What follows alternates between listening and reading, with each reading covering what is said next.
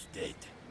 Tell King Manuel that the red blood of Francisco de Almeida, conqueror of the Indies, stains a white beach at the edge of his empire. After braving Spanish knights, Berber horsemen, and Indian elephants, it was the king who lost faith in the devoted servant to his life's breath.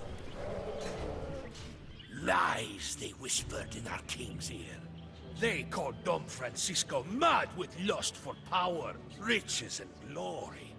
Those jackals, those men who had never set foot on a swaying caravel in a monsoon, or felt the heat of the African sun sting upon a reddened neck. Was not my captain's devotion measured in the sweat and blood he poured across 3 continents and 3 oceans? I was a boy when the battlefield of Toro birthed the legend of Don Francisco. While the last of the Moors held in Granada, the Christian kingdoms of Iberia warred for the throne of Castile. King Henry had died, leaving his kingdom to his daughter Juana, wife of King Alfonso of Portugal.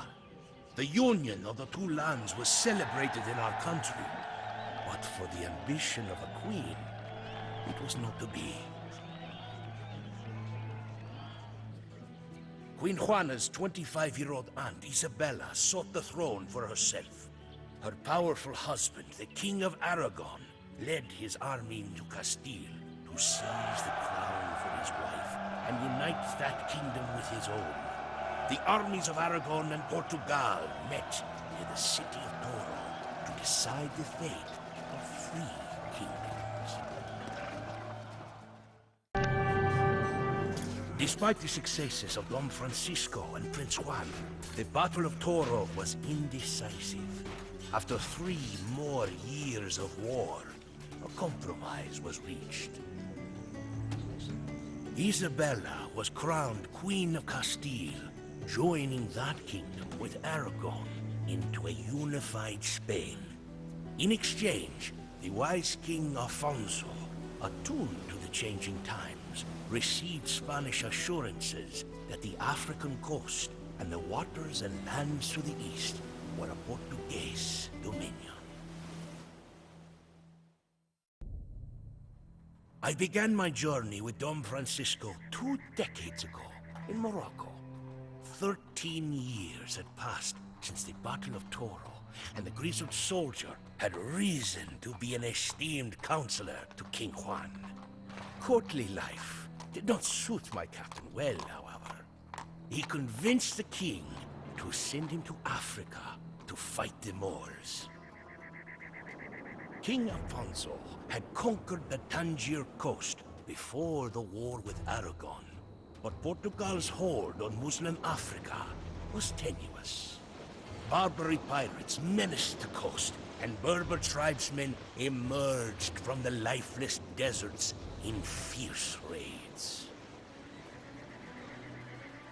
Against these predators stood a fragile outpost of Christendom on an island in the Lucos River. The garrison was led by a soldier named Afonso de Albuquerque, whose path would cross with ours again in a different world. My captain set sail to take command of this garrison and re-establish Portugal's hold on Tangier. It would not be the last time that Dom Francisco carried the flag of Portugal to the dangerous edges of the Christian world. The centuries-old war against the Moors in North Africa, other sons of Portugal were the pioneers of a new age. On small, leaky caravels, they took the first daring steps from Europe and lifted the shroud that had obscured our understanding of the wider world for a millennium. The world was vast, far vaster than we had ever imagined. But men like Bartolomeu Diaz and Vasco da Gama reached distant shores and gave us the first glimmers of a coming global empire. The Turks and Moors might flash their scimitars over the Mediterranean, but they wore no armor on their backs. There, in the Indian Ocean, an ancient trade flourished to the enrichment of the Muslim world. Armed with cannons and ships built to withstand the storms of the Atlantic, the sons of Portugal would fall upon this world like a famished lion in the fold. It was 5 years ago that I went with Don Francisco to the Indies. His appointment to the viceroyship of India by the young King Manuel had shocked the Portuguese court.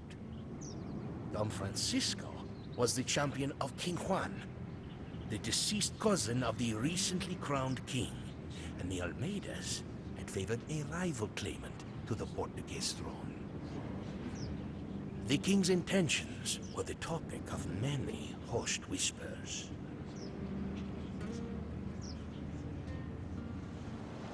We sailed for many months across the edge of the world, preyed upon by pirates, storms, and disease.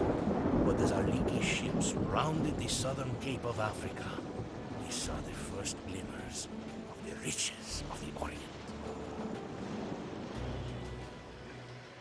3 mighty citadels guarded the lucrative trade waters of the Swahili coast, where merchants traded ivory, gold, spices, and jewels from the innards of Africa to the fringes of faraway China. Weathered by the long voyage, Don Francisco sought trade and hospitality from the first of these citadels. But our stubborn ruler, a usurper who had slain the rightful sultan, arrogantly closed his gates to us. Finding an exiled African prince with ties to a rebel army, my captain cunningly hatched a plan to take the Swahili coast by fire and steel. Empires are built on the ruins of dead empires. The pile of burnt stone we left in Mombasa, once a palace, was the foundation of a new empire of Portugal. Our conquest of the Swahili coast sent waves across the Indian Ocean to the wealthy trading cities of Zanzibar, Mogadishu, Calicut, and others. We were met with either fearful gifts or the closed gates of those with the foolishness to challenge our cannons.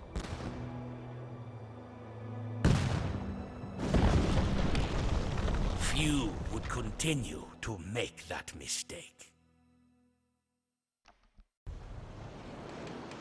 After months at sea, we reached our goal, the rich Malabar coast of India, land of 1,000 gods, and a haven for spices, gold, and silver. In the brackish lagoons of Kerala, among temples dedicated to strange serpent gods, we established our trading posts in the cities of Kannur and Cochin. From these cities, my captain and his son Lorenzo cunningly manipulated the feuding Rajas and Sultans. They maneuvered through the politics of spice and faith, always with an eye for the most profitable outcome. One Hindu prince, however, defied us.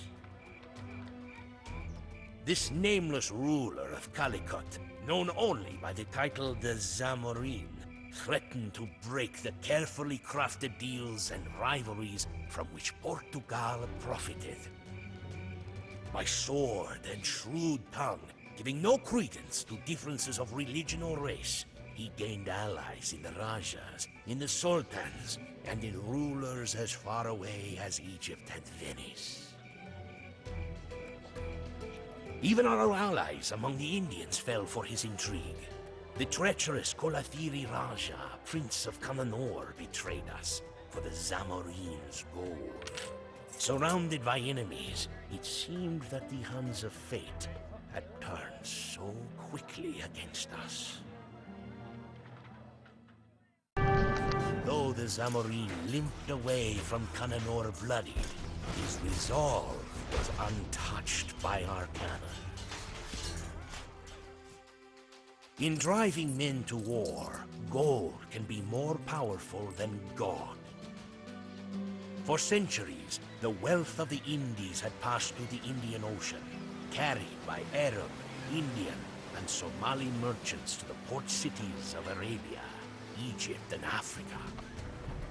From there, endless caravans carried wealth across the desert to Alexandria, and then to Istanbul, Venice, and Genoa.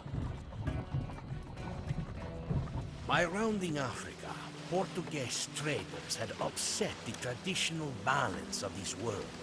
With our forts in India, we cut the trade that had enriched the Muslim sultans and Venetian doge alike. Don Francisco held a knife to the throats of our enemies, and as the lion fed, vultures and jackals appeared. We had taken the other side of the world by storm, but our old enemies followed. As the Zamorin beat his war drums, Ottomans and Egyptians rallied to him. Their ships were carried over the desert and rebuilt by treacherous Venetians. In India, an unlikely Russian renegade called Malik Ayaz raised the Muslim armies of Gujarat in defense of the Hindu Zamorin. Gold had truly become more powerful than God. As this coalition of Hindus, Muslims, and Christians descended on us, liars and jackals flocked to the court of King Manuel. They filled his ears with lies that Don Francisco had betrayed Portugal and convinced the young king to dispatch an armada led by Alfonso de Albuquerque to relieve my captain of the viceroyship. Don Francisco, however, was in no mood for politics. Tragedy struck off the coast of Char. In a heroic naval battle, my captain's beloved son Lorenzo was slain by Amir Hussein, admiral of the Mamluk fleet of Egypt. Though he deeply loved his son, Don Francisco did not shed tears for his death. In repayment, my captain vowed to shed blood. With his son's death avenged, Don Francisco surrendered the viceroyship of India and wrote his final chapter. He would not return to his beloved Portugal. Landing in southern Africa to collect water, his party was ambushed by the Khoikhoi natives. We found his body on that forsaken white beach. In the 5 years since we departed Lisbon, we followed Don Francisco to the edge of the earth. We fought ebony-skinned warriors in the jungles and savannas of Africa, battled Mamluk sailors on the decks of galleys heaving in the monsoon waves, and struggled against armies of elephants and camels in the sprawling cities of India. Our caravels had taken us to the distant shores unknown to our ancestors, and awoken Europe to a world beyond our dreams.